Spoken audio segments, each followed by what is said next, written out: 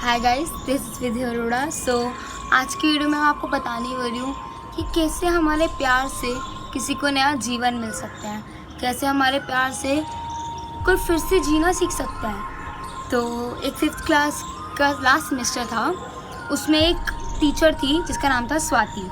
तो वो जब भी क्लास में आती तो वो बोलती थी I love you all. But ये तो वो भी जानती थी कि वो झूठ बोल रही है, क्योंकि उसमें क्लास में एक ऐसा बच्चा था जिसको वो कुछ खास पसंद नहीं करती थी। उसका नाम राजू था। वो बिखरे बालों के साथ गंदी मैली टी शर्ट पहने स्कूल आता था और ऐसे बैठा करता था जैसे कि कुछ याद ही ना हो, सब कुछ खोया खोया सा बैठा रहता था, जैसे कि सिर्फ फिजिकली प्रेजेंट हो, मेंटली नहीं। तो सारे उसको देख के हंसते रहते थे, सारे उसका मजाक उड़ाते थे। जैसे ही स्वाति टीचर उसका नाम पुकारती राजू, वो एकदम से शॉक्ड हो जाता और उसको देखने लग जाता और फिर सिर झुका के खड़ा हो जाता, क्योंकि क्या बोले ये तो ना उसको पता था ना किसी और को। ऐसे ही दिन बीतते गए, उसका मजाक उड़ता रहता था। एक दिन बारी आती है रिपोर्ट कार्ड बनवाने की। तो वो टीचर जब उसकी रिपोर्ट कार्ड बनाती है तो उसमें सब कुछ बुरा ही लिखती है, उसके बारे में कुछ भी अच्छा नहीं लिखती। तो प्रिंसिपल देखते हैं तो वो बोलते हैं कि आपने तो इसमें कुछ भी अच्छा नहीं लिखा। उसके घर वाले पढ़ेंगे तो वो सोचेंगे, वो तो बहुत निराश हो जाएंगे। तो वो बोलती है सर उसके बारे में कुछ अच्छा है ही नहीं, तो मैं बोलूँ क्या, मैं लिखूँ क्या। तो वो बोलता है कि ठीक है तुम जाओ। अगले दिन जैसे ही सुबह होती है तो चपरासी से कह के प्रिंसिपल सारी की सारी रिपोर्ट कार्ड्स राजू के पिछले सेमेस्टर्स की मंगवाता है और वो स्वाति टीचर के एकदम सामने रख देता है। तो वो देखती है तो 3rd क्लास के सेमेस्टर में जो लिखा था उसको देख के वो बहुत शॉक्ड हो जाती है। उसमें लिखा था कि राजू की माँ की तबीयत बहुत ख़राब है, जिसकी वजह से राजू का ध्यान पढ़ाई से हटता जा रहा है। तो वो सोचती है कि अच्छा ऐसा भी हुआ था। अगला पढ़ती है 4th क्लास का, तो उसमें लिखा होता है कि राजू की माँ को कैंसर है, जिसके वजह से राजू बहुत खो सा गया है, क्लास में ध्यान नहीं दे पाता।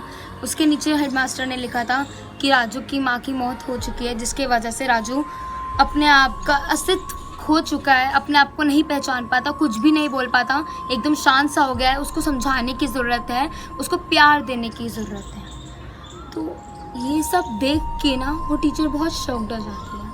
वो बहुत बुरा सोचने लग जाती है अपने बारे में। वो ये सोचने लग जाती है कि काश मैंने उससे वो एक बार बुलाया होता, एक बार उससे पूछा होता कि तू इतना चुपचाप बैठा क्यों होता है, तुझे क्या हुआ, क्या है तुझे। वो सब कुछ सोच रही होती है। इसके बाद वो सीधा जाती है क्लास में और फिर से सबको बोलती है आई लव यू ऑल। इस बार भी वो झूठ बोल रही होती है, क्योंकि अब वो जो प्यार राजू के लिए फील कर रही होती है, अब वो किसी और बच्चे के लिए फील नहीं कर रही होती। उसी दिन फिर से वो राजू से सवाल पूछती है, फिर राजू खड़ा होता है। इस बार कोई भी उस पर हंसता नहीं है। वो उसको बुलाती है, उससे सवाल पूछती है, अगर उसका नहीं आता तो उसको आंसर बताती है और प्यार से उसे उसके सीट पे वापस भेज देती है और सबको बोलती है कि इसके लिए तालियां बजाओ। उस दिन के बाद राजू के अंदर जैसे पता नहीं कौन सी रोशनी आ गई। वो एकदम से खुश होना स्टार्ट हुआ। अगले दिन से थोड़ा चहकना स्टार्ट हो गया।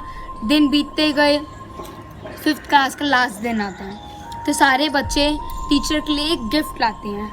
राजू भी एक गिफ्ट लाया है। न्यूज़पेपर में, गंदे से न्यूज़पेपर में लिपटे हुए 2 चीज़ें, पहला कंगन और दूसरी इत्र की बोतल, जिसे हम परफ्यूम बोलते हैं, जो आधी खाली है। वो देख के टीचर दबदब उस कंगन को पहन लेती है और वो इत्र लगा लेती है। जैसे ही वो देखता है राजू तो वो बोलता है कि आज आपके अंदर से मेरी माँ जैसे महक आ रही है। तो दिन, महीने, साल बीतते चले जाते हैं, पर राजू और उसकी वो स्वाति टीचर उन दोनों को कभी नहीं भूल पाते। ऐसे ही उसकी एक शादी का दिन आता है। वो सबसे पहला इनविटेशन अपनी स्वाति टीचर को ही लिखता है। जब तक उसकी वो टीचर स्वाति आती नहीं है उसकी शादी तक, वो बैठा रहता है, इंतज़ार करता रहता है। जैसे ही वो आती है तो वो सबको बोलता है कि आपने एक बार मुझसे पूछा था ना कि मेरी माँ कौन है, यही है वो मेरी माँ जिसने मुझे दोबारा जन्म दिया है। दोस्तों, ये छोटी सी कहानी बहुत कुछ सिखा देती है। हमेशा हम लोगों में बुराइयां ही ढूंढते रहते हैं।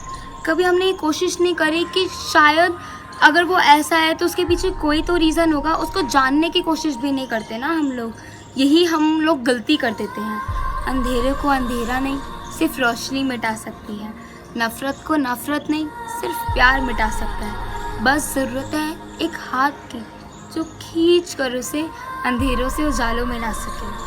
Thank you so much.